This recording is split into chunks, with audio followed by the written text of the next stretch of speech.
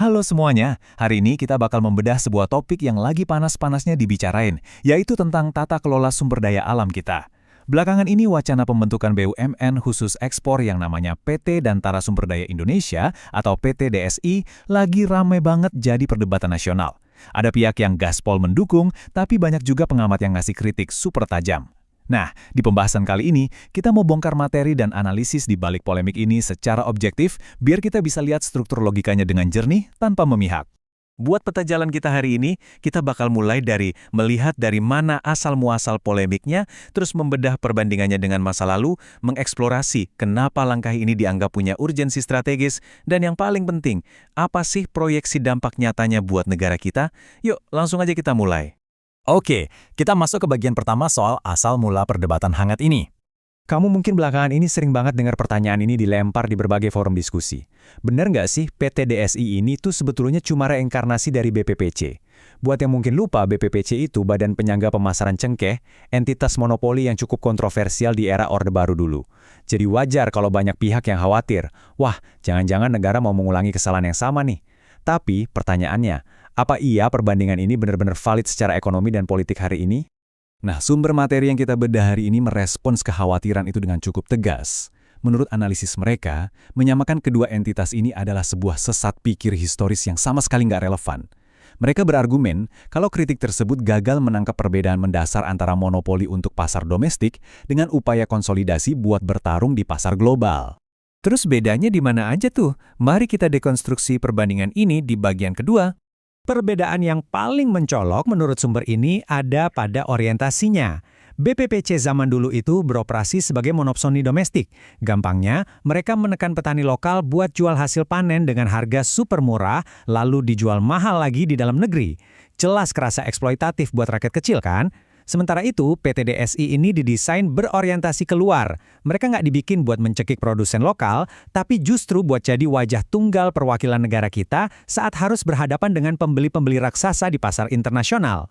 Selain orientasi, karakteristik barang yang diurus juga beda banget, ibarat membandingkan apel sama mesin jet. Cengkeh itu kan komoditas agrikultur padat karya, bisa ditanam lagi dan lagi oleh rakyat.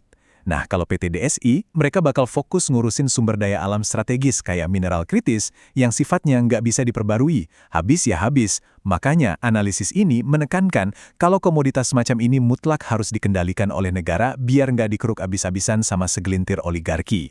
Perbedaan mendasar ketiga ada di urusan tata kelola. Dulu BPPC sering banget disorot karena praktik privatisasi rente oleh kroni-kroni swasta yang berlindung di balik nama lembaga penyangga. Nah, PT DSI dirancang beda. Ini adalah BUMN yang harus tunduk sama standar tata kelola perusahaan yang baik atau GCG, diawasi ketat oleh BPK dan DPR, serta berdiri atas amanat langsung dari pasal 33 UUD 1945. Semua keuntungan dari sini jalurnya jelas, langsung masuk ke kas negara, bukan ke kantong pribadi penguasa. Jadi sebenarnya seberapa mendesak sih kehadiran PT DSI ini? Kita lanjut ke bagian ketiga soal merubah posisi Indonesia di pasar global. Biar paham urgensinya, kita perlu tahu dulu satu taktik perusahaan swasta yang sering bikin negara rugi bandar. Namanya transfer pricing atau under invoicing. Gini bayangannya, ada perusahaan swasta yang nambang mineral kita.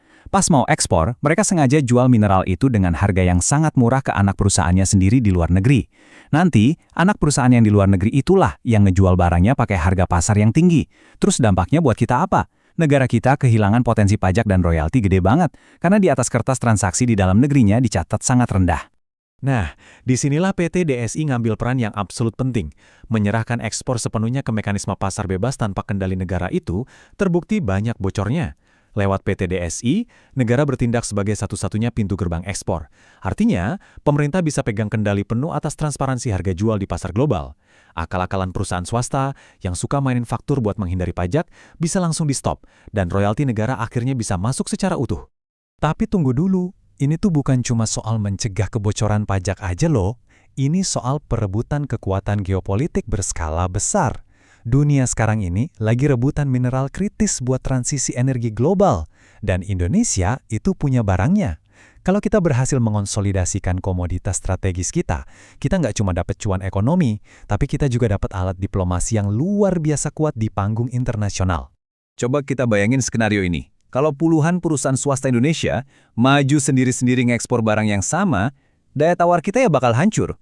Mereka ujung-ujungnya pasti saling banting harga kan, demi dapetin pembeli. Tapi beda ceritanya kalau pasokan itu disatukan di bawah satu payung negara. Tiba-tiba, posisi Indonesia bisa sekuat negara-negara OPEC yang mengkonsolidasikan minyak bumi mereka. Dunia luar yang mau nggak mau harus menyesuaikan diri sama aturan main kita, bukan sebaliknya. Terus mungkin kamu mikir, pabrik di dalam negeri gimana dong nasibnya? Sumber analisis ini menyoroti adanya mekanisme DMO atau Domestic Market Obligation. Alurnya cukup simpel dan logis. Pertama, negara pegang kendali atas komoditas lewat PT DSI. Kedua, pemerintah bakal mastiin dulu nih, kebutuhan bahan baku buat industri hilir di dalam negeri udah aman terpenuhi. Jadi program hilirisasi kita tetap jalan kencang. Nah, ketiga, barulah sisa surplusnya itu yang diekspor ke pasar global dengan harga premium. Jadi semuanya tertata dengan baik. Sekarang kita masuk ke bagian terakhir dan mungkin yang paling ditunggu-tunggu. Apa sih dampak nyatanya buat kita semua? Kalau kita lihat proyeksinya, untungnya buat negara tuh masif. Dari sisi penerimaan, bakal ada lonjakan drastis karena negara nggak lagi kecolongan sama eksportir nakal. Untuk cadangan devisa, hasil ekspor komoditas strategis ini bakal diamankan di sistem keuangan kita sendiri, yang artinya bakal ngebantu banget bikin rupiah jauh lebih stabil.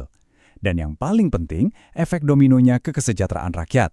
Keuntungan triliunan rupiah ini bisa dipakai langsung buat membiayai program-program kayak makan bergizi gratis, pendidikan, dan infrastruktur, tanpa kita harus pusing nambah utang luar negeri terus.